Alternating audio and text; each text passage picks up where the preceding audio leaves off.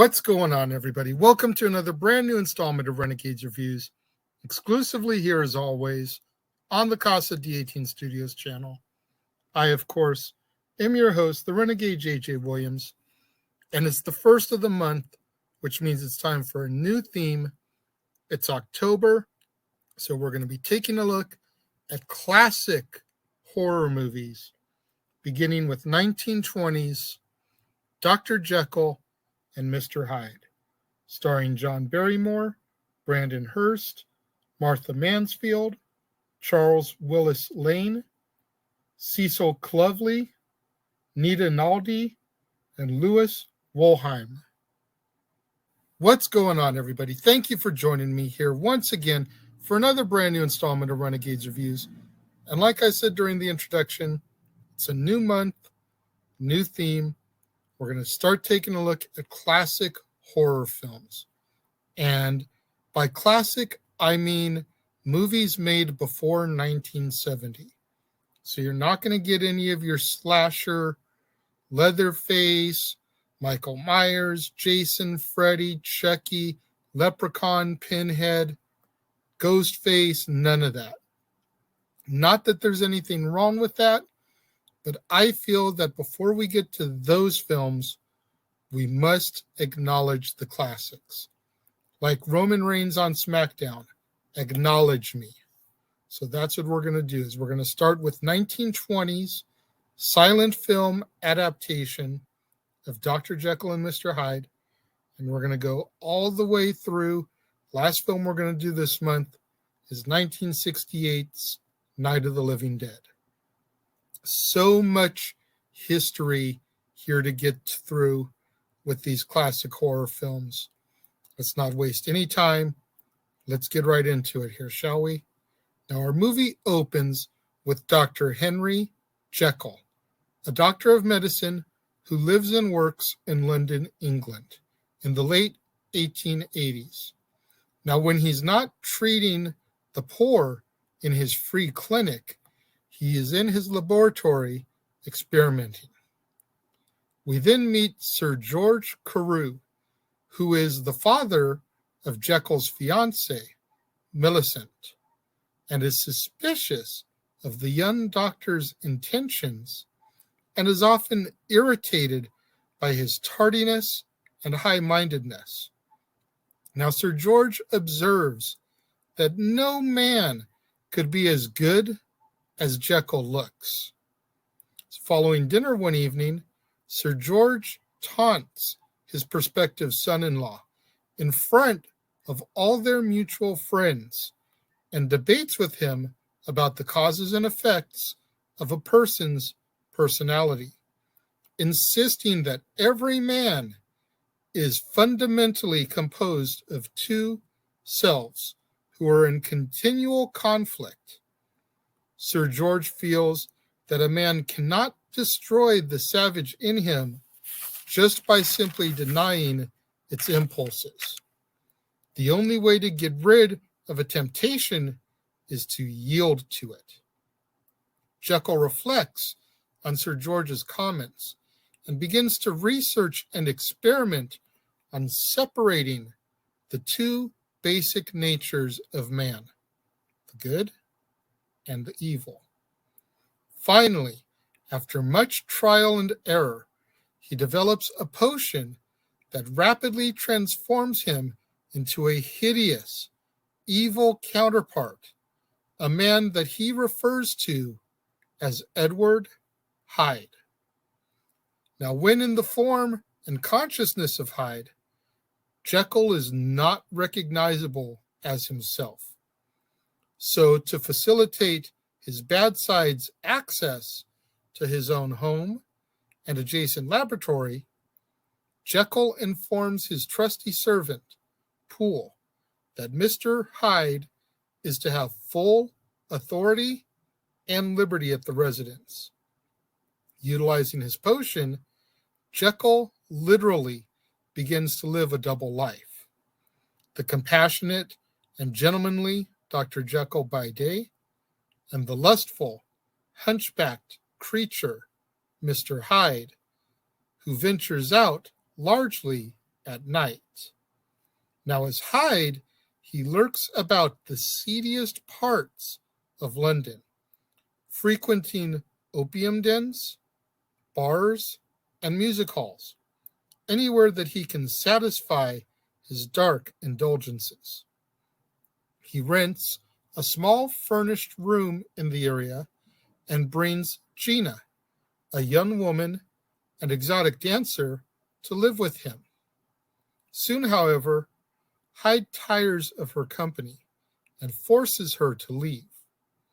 Although Jekyll has developed a counter potion that transforms Hyde back to the Doctor's original appearance and character, each time he takes the potion to become Hyde, the beast becomes increasingly more vile and physically more hideous.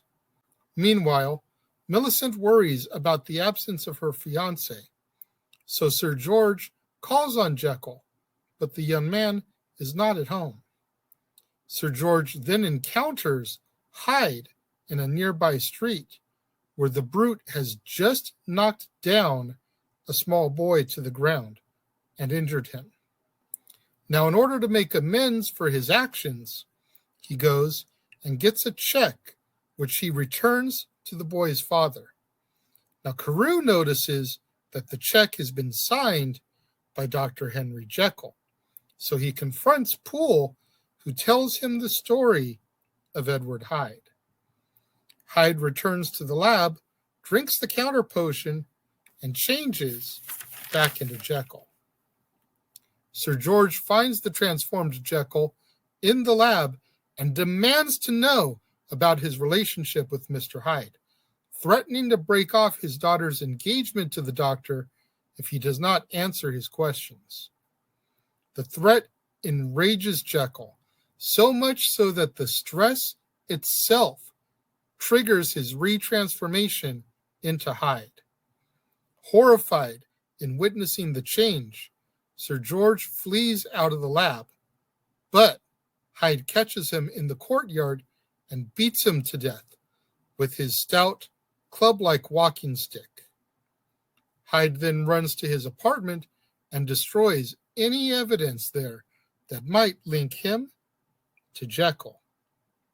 After barely avoiding the police, the creature returns to the lab, where he drinks the counter potion and reverts back to Jekyll. In the ensuing days, while Millicent mourns over her father's murder, Jekyll is tormented by the thoughts of his misdeeds as Hyde.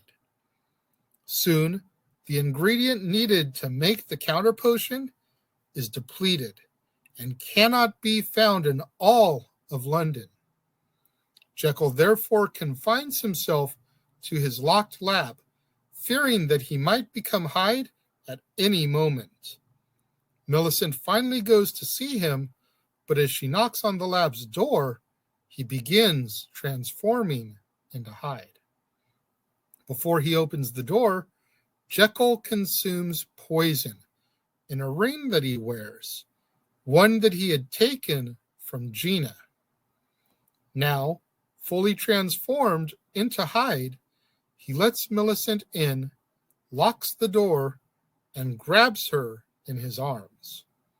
Suddenly, he starts convulsing, and Millicent runs from the lab and shouts for help, attracting Poole and Jekyll's longtime friend, Dr. Richard Lanyon, as well as another friend, John Utterson. Lanyon enters the lab and finds Hyde dead, sitting in a chair. To his astonishment, he watches the creature transform back into Dr. Jekyll. Discerning that his friend has committed suicide, Lanyon calls the others into the lab, where he informs them that Hyde has killed Jekyll. As our film ends, Millicent is seen grieving next to the body of her beloved Dr. Jekyll. Okay. I love watching these old films because you really get a sense and appreciation of where we are today from where we started. You know, that's part of why I wanted to do these classic movies. We wouldn't be where we are with all the slashers that I rattled off, you know. Leatherface, Michael Myers, Jason, Freddy, Chucky, Leprechaun, Pinhead, Ghostface. We wouldn't have even had things like Psycho and The Birds and Night of the Living Dead or The Omen or The Exorcist without these foundations. And there's a lot of good here, and there's a little bad. The main bad is the fact that because it is a silent film, there is a lot of overacting, over dramatization with their movements and everything, because you're not hearing their dialogue. Every now and again, the action on the screen will go away and you'll get like a little black screen with some dialogue, some story advancement written on it for you to read, but you're not hearing the dialogue between the characters. So the performances have to be exaggerated to try to convey the emotion within the scene. And by today's standards, it looks really freaking hokey. But being 45 years old, having been exposed to these films through my father, who, this movie was made 27 years before he was born, if we want to put things into context. But he exposed me through a lot of these films. I can appreciate that. And I can appreciate John Barrymore's performance. For those of you that don't know, John Barrymore is part of the legendary Barrymore family. John Barrymore is the brother of Lionel Barrymore, who we'll be discussing in December as he plays Potter in It's a Wonderful Life, the villain in that film. They're brothers. John Barrymore is also the father of John Drew Barrymore, who in turn is the father of Drew Barrymore, the actress from E.T., Firestarter, Charlie's Angels, etc. Like, her career goes on and on. I love Drew Barrymore to pieces. I've grown up watching her ever since E.T. So to see a film of her great-grandfather, it's mind-blowing when you think of it in that way. The music is so eerie and beautiful all at the same time. Imagine that you're walking into a church on Sunday and all you're hearing is the organ playing as you're coming in before the preacher takes his place at the pulpit to begin his sermon. And you're just hearing that ominous music from the organ. That's the soundtrack of these films. So haunting, but so beautiful all at the same time. Now, I'm going to be fair. I'm not going to rate any of these silent films as 5 out of 5 stars because my fans, I feel, that have never seen these are going to then rush out to see them and be like, really, Renegade? Really, JJ? 5 stars? So I'm going to try to be fair with these. But when it comes to my rating for Dr. Jekyll and Mr. Hyde, it gets a solid 3 out of 5 for me. And I feel that's high in context with where I'm going to be ranking these silent films. It's a timeless story. The dual personality that exists in man. I mean, hell, the Incredible Hulk is a Dr. Jekyll, Mr. Hyde. So the story is still being told to this day in various forms. Mild-mannered Dr. Bruce Banner, who turns into the hideous monster, the Hulk. Dr. Jekyll, who turns into the monster Hyde. Very much a contemporary version of Jekyll and Hyde is the Incredible Hulk. 3 out of 5 stars for me, though. I love seeing John Barrymore in this. Like I said, the soundtrack, so haunting and beautiful. The only real drawback for this, and in advance, a lot of these silent films, is the over dramatic acting, which, again, it's a silent film. So you've got to convey that emotion some way. I understand why they do it. It just kind of loses me sometimes. What do you guys think of Dr. Jekyll and Mr. Hyde? Those of you that have seen it. If you've never seen it, it's in the public domain. You can find it. Pretty sure it's on Tubi. I know it's on YouTube because I sent the link for it to Jeff so that he could watch some of these that are out there and try to keep up with me. Look into it and give it a watch. Let me know what you guys think. If you've seen it, you're leaving your comments over here. Or if you're watching later in the day, leaving your comments down here. If you watch it after you watch my review, definitely leave your thoughts down here. Let me know what you think of the 1920 John Barrymore, Dr. Jekyll and Mr. Hyde. But whatever you do, when you get out there on the social media, let's try to get those hashtags trending. Hashtag Casa D18 Studios, hashtag Renegades Reviews, hashtag Renegade Returns, and of course, the ever popular hashtag Shenanigans. We interrupt this episode of Renegades Reviews for an important announcement about merchandising. Merchandising? What's that? Merchandising. Come, I'll show you. Merchandising, where the real money's made. Make sure you go over to teespring.com/stores/Jeff Meacham Network for all the t-shirts you see here from the West Coast professor, Jeff Meacham himself. You can get shirts for the Jeff Meacham Network, Talk Wrestling, as well as the red and gold Meachamania shirts.